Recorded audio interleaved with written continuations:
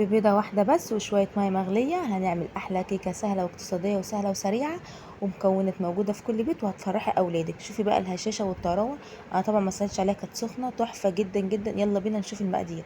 معانا بيضة بدرجة حرارة الغرفة وعليها شوية فانيليا، ومعانا كوباية إلا ربع من السكر، ومعانا نص كوباية من الزيت. وهنضرب المكونات دي كلها في الخلاط لحد ما السكر يدوب تماما تماما تماما. هنحط معلقتين كبار من الخل بيدينا ارتفاع للكيك عشان احنا مش عاملين غير بيضه واحده بس. والمكون الاساسي معانا وانت بتضربيه نص كوبايه ميه مغليه بتغلي.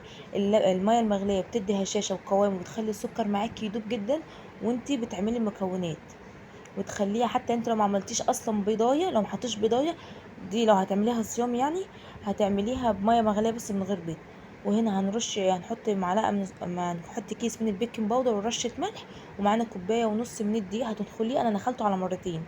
تمام. وهنحط الخليط وهنقلبه مع بعض. انا هعملها نصين، نص عليها كاكاو خام، كاكاو اسباني خام، ونص تاني ابيض، يعني انا هعملها اتنين فوق بعض. تمام.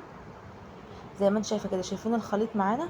انا عايزاه سم كده، انت عايزاه اخف من كده اخف، بس انا بحبها بالسم كده.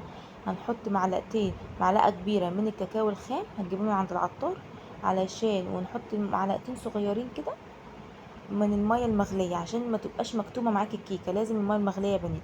ولو وصلت لحد هنا ما تنسيش اللايك للفيديو واشتراك وكومنتات. الكومنتات والله يا جماعه بتخليني افرح، وبتخليني الكومنتات تتفاعل كده والفيديو يتفاعل. فدلوقتي هنبص انا عملت معاكم ايه.